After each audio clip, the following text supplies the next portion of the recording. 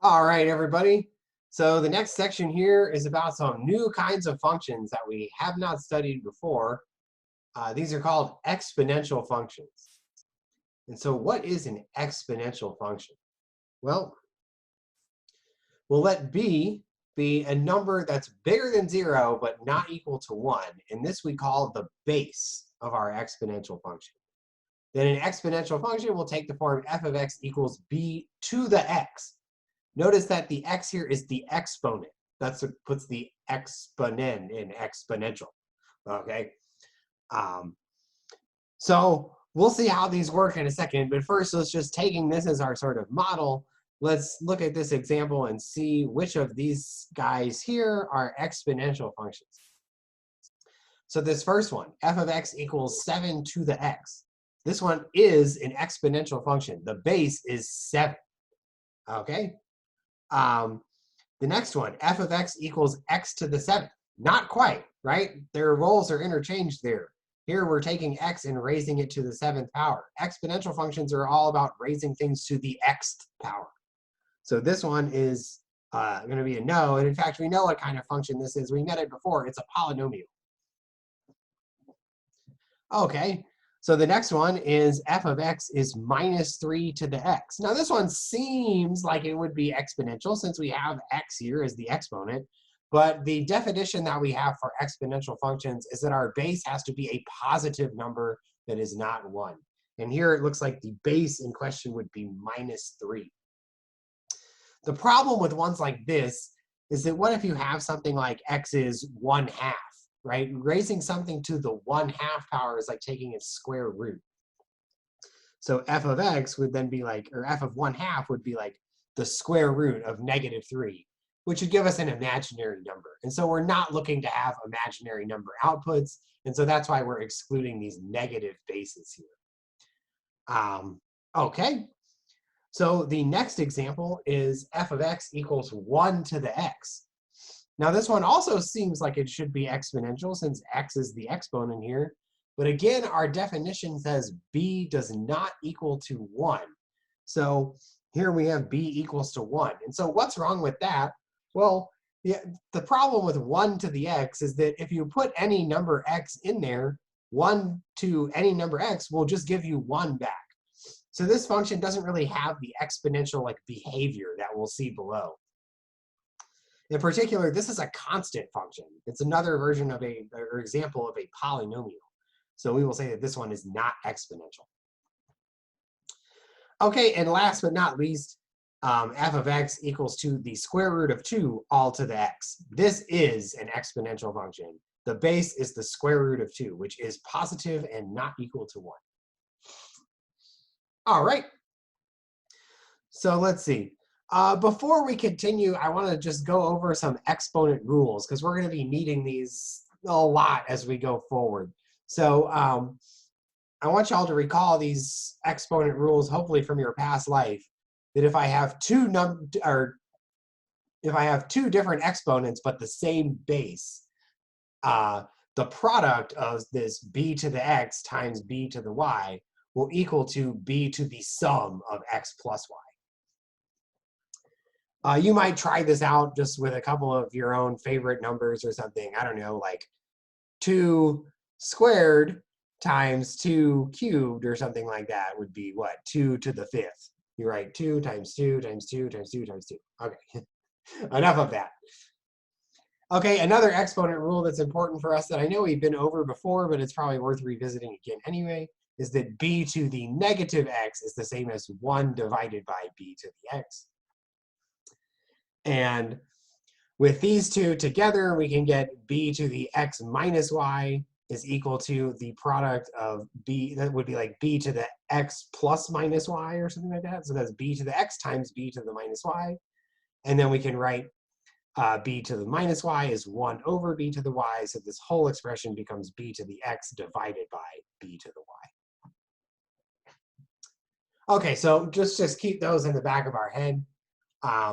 So now they give us this example of f of x is 2 to the x, and they ask us to plot a few points, and then graph. So let's see. When x is -2, we have 2 to the -2 is 1 over 2 squared. So that's 1 over 4. So over here, we've plotted -2, comma 1/4. That's this point here. And for the next one, we have x is -1. 2 to the -1 is 1 over 2 to the 1, which is just 1/2. So here at -1, I've tried to get the y value of 1/2 there. Okay, this is another good exponent rule. When x is 0, 2 to the 0 is equal to 1. This is what we call like the empty product or something. So we'll mark this out. We have 0, comma 1 is a point on this graph here. When x is 1, 2 to the 1 is just 2. So the point 1, comma 2 is on this graph. When x is 2, 2 squared is 4. So 2, comma 4 is on this graph. And then last but not least in the table, we have when x is 3, 2 cubed is 8. And so we've marked, 2 cubed is 8. So we've marked 3, comma 8 on the graph here. And then we kind of just filled things in accordingly. So notice here that we have a horizontal asymptote. That's interesting. But notice also that this function appears to be increasing rather quickly once x is bigger than 0. So this is this kind of exponential growth behavior that is what kind of characterizes exponential functions. So let's look at some properties here. Notice in this one, the domain is all real numbers. We can put any, we can take, if we have positive base, we can always raise it to any exponent that we like. But the range was only the positive numbers, because if we have positive number and we raise it to any exponent we like, the worst we're going to get is a fraction, 1 over something really big or something like that. So the range is just the positive numbers, not including 0. Okay? And we can talk a little bit more in class about why 0 doesn't get to be included. So we have here then a horizontal asymptote of y equals to 0. So the graph hugs that horizontal asymptote, but never crosses it and never touches it. So we also have here that the graph will always pass through the point 0, comma 1 and 1, comma b, which is to say that b to the 0 is 1 and b to the 1 is b. And now here's a good thing. If the base b is bigger than 1, then f is increasing, and we call this function an exponential growth function.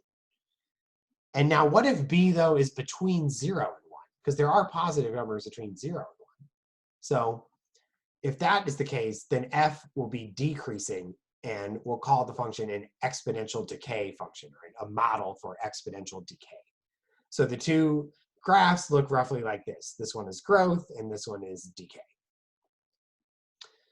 So here we have f of x is 3 to the x. I've just marked out 2 points on the graph there, 0, comma 1 and 1, comma 3.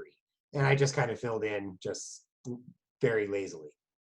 On the other hand, what about f of x is 1/3 to the x? Well, then what happens then? When x is 0, we get 1/3 to the 0 is still 1. But now when x is 1, we get 1/3 to the 1, which is just 1/3. So see here how there's decreasing behavior between 0 and 1. And that decreasing behavior is throughout. So this graph is a model for exponential decay. Notice, too, the two graphs here are reflected, or like each one is the other one reflected across the y-axis. How does that work? Well, 1/3 to the x is like 1 divided by 3 to the x, which is 3 to the minus x, right? And if you recall, that's how you get a reflection across the y-axis. If you start with f of x, if you do f of minus x instead, you'll get the reflection across the y-axis. And so that's how these two here are each other reflected across the y-axis. Okay. The next example here asks us to sketch the graph of f of x is 4 to the x minus 3.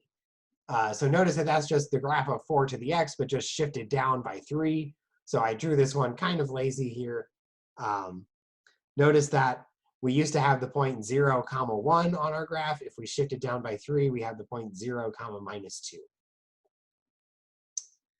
And then last but not least here for this example, they ask us to sketch the graph of f of x is minus, then in parentheses 1/2 x to the x plus 1, sorry. So notice here there is a shift to the left by 1 and a reflection now across the x-axis. The minus sign is outside of the function evaluation. And so that graph looks roughly like this. I kind of just winged it. Maybe when we're in class, we can actually compute a few values and see how this one really looks. Okay, and so there's a very important base that's called base E. And I can't really give you the sort of formal definition of what this number E is, but think of it as it's similar in a sense to pi. It has a formal definition. It's just that if you actually try to write down the number in decimal form, you aren't really able to do it so cleanly. So the decimal will go on forever and not ever repeat itself. So it's an example of what's called an irrational number. The E comes about, it was named after a fellow named Euler. And this one is called the natural base because it pops up in examples that occur in nature often. And it's a base that we'll probably revert to a lot of the time, even if the number itself is rather awkward. So here is the graph of e to the x. Notice that 2.71 is bigger than 1, so this does give us exponential growth here. Okay. So let's see. We'll come back in the next talk and discuss some problems about compound interest. So we'll see you then.